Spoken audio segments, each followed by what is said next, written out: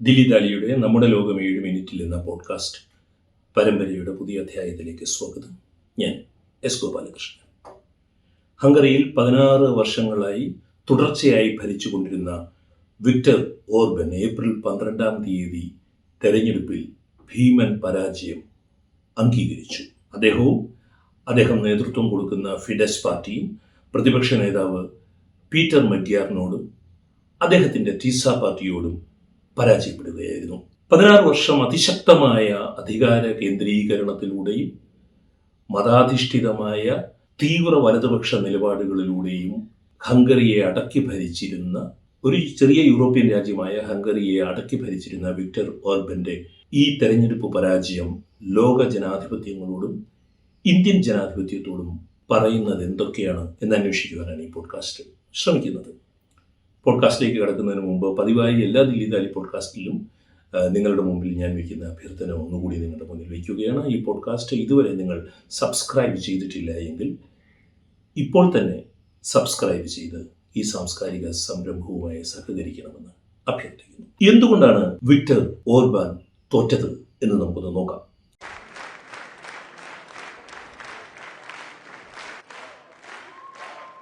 A választási eredmény számunkra fájdalmas, de egyértelmű. A kormányzás felelősségét és lehetőségét nem nekünk adták. A győztes pártnak gratuláltam. Hogy a hazánk és a nemzet sorsa számára ez a ma esti választási eredmény mit jelent, és mi ennek a mélyebb vagy magasabb értelme, azt most nem tudjuk, ezt majd az idő eldönti.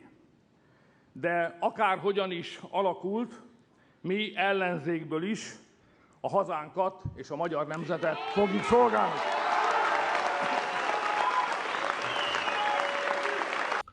ഓർബാനും പാർട്ടിയും മുന്നോട്ട് വെച്ച തീവ്ര വലതുപക്ഷ പ്രത്യയശാസ്ത്രത്തിൻ്റെ പരാജയമായിട്ടൊന്നും ഈ തെരഞ്ഞെടുപ്പ് ഫലത്തിനെ കാണണമെന്നില്ല. കാരണം അദ്ദേഹത്തിനെ തെരഞ്ഞെടുപ്പിൽ പരാജയപ്പെടുത്തിയ പീറ്റർ മഗ്യാറാകട്ടെ, അദ്ദേഹം പ്രതിനിധാനം ചെയ്യുന്ന ടീസ പാർട്ടിയാകട്ടെ, അങ്ങനെ തികച്ചും വ്യത്യസ്തമായ പ്രത്യയശാസ്ത്രപരമായ നിലപാടുകളൊന്നുമുള്ള കൂട്ടരല്ല എന്നുള്ളതാണ്. എന്നാൽ എന്താണ് വിക്ടർ ഓർബന്റെ പരാജയത്തിലേക്ക് നയിച്ച കാരണങ്ങൾ? ഒന്ന്, ഭരണനിർവഹണത്തിന്റെ പൂർണ്ണമായ അഭാവം ഹംഗറിയിൽ. 2, അവിടുത്തെ വലിയ നാണ്യപ്പെരുപ്പവും വിലക്കയറ്റവും. 3, അഴിമതി സാമൂഹ്യ ജീവിതത്തിൽ സർവ്വസാധാരണമായതും ശിങ്കിടി മുതലാളിമാരുടെ നിരന്തര സാന്നിധ്യവും. 4, 16 കൊല്ലമായി ഉണ്ടായിരുന്ന തുടർ ഭരണത്തിൽ വോട്ടർമാർക്കുണ്ടായ ഒരു മടുപ്പ്. ഈ 4 കാരണങ്ങളാണ് വിക്ടർ ഓർബന്റെ പരാജയത്തിലേക്ക് നയിച്ചത്. അല്ലാതെ വിക്ടർ ഓർബൻ പ്രതിനിധാനം ചെയ്തിരുന്ന തീവ്ര വലതുപക്ഷ ദേശീയവാദത്തിനെതിരെയുള്ള ഒരു തെരഞ്ഞെടുപ്പ് ഫലമായിട്ട് ഇതിനെ കാണരുത്. കണ്ടാൽ ചിലപ്പോൾ നമ്മളുടെ നിരീക്ഷണങ്ങൾ തെറ്റായി പോകാനുള്ള സാധ്യതയുണ്ട്. ഇനി ഈ പോഡ്കാസ്റ്റിൽ നാം അന്വേഷിക്കാൻ പോകുന്നത് വിക്ടർ ഓർബന്റെ പരാജയം ഇന്ത്യയോട് എന്താണ് സംസാരിക്കുന്നത് എന്നുള്ളതാണ്. പാഠം 1, 2014 മുതൽ ഇന്ത്യ ഭരിച്ചുകൊണ്ടിരിക്കുന്നത് നരേന്ദ്രമോദിയും അദ്ദേഹം പ്രതിനിധാനം ചെയ്യുന്ന ഭാരതീയ ജനതാ പാർട്ടിയുമാണ്. എന്നാൽ ഏത് ശക്തനും തെരഞ്ഞെടുപ്പിൽ തോൽക്കാം എന്നുള്ളതാണ് ഒന്നാമത്തെ പാഠം. ജനാധിപത്യത്തിൽ ആരും അജയ്യനാണെന്ന് സ്വയം വിചാരിച്ച് വശാകരുത്. രണ്ടാമത്തെ പാഠം എന്ന് പറയുന്നത് പ്രതിപക്ഷങ്ങൾ ഒന്നിച്ചു നിന്നാൽ ജനാധിപത്യത്തിൽ വിജയത്തിനുള്ള സാധ്യതയുണ്ട് എന്നുള്ളതാണ്. വിക്ടർ ഓർബൻ ഹംഗറിയിൽ എപ്പോഴും ജയിച്ചുകൊണ്ടിരുന്നത് പ്രതിപക്ഷങ്ങൾ പരസ്പരം മത്സരിക്കുന്ന ഒരു സാഹചര്യം ഉണ്ടാക്കിക്കൊണ്ടായിരുന്നു. ഇതാദ്യമായിട്ട് പ്രതിപക്ഷങ്ങൾ ഒന്നിച്ചു നിൽക്കുകയായിരുന്നു എന്നുള്ളതാണ്. ഹംഗറിയിലെ ഈ തെരഞ്ഞെടുപ്പ് ഫലം വരുന്നതിന് തൊട്ടു പിന്നാലെയാണ് ഏപ്രിൽ 17-ാം തീയതി ഇന്ത്യൻ പാർലമെന്റിൽ 3-2 ഭൂരിപക്ഷത്തോടുകൂടി ഡീലിമിറ്റേഷൻ ബില്ല് പാസ്സാക്കുവാനുള്ള ഇന്ത്യയുടെ ഭരണകക്ഷിയുടെ ശ്രമം പരാജയപ്പെട്ടത്. അതിനുള്ള കാരണം പ്രതിപക്ഷം പാർലമെന്റിൽ ഒന്നിച്ചു നിന്നു എന്നുള്ളതാണ്. ജനാധിപത്യം തകരുന്നില്ല, അത് സ്വയം തിരുത്തുകയാണ് എന്നുള്ളതാണ് ഹംഗേറിയൻ തെരഞ്ഞെടുപ്പ് ഫലം ഇന്ത്യക്ക് നൽകുന്ന രണ്ടാമത്തെ പാഠം.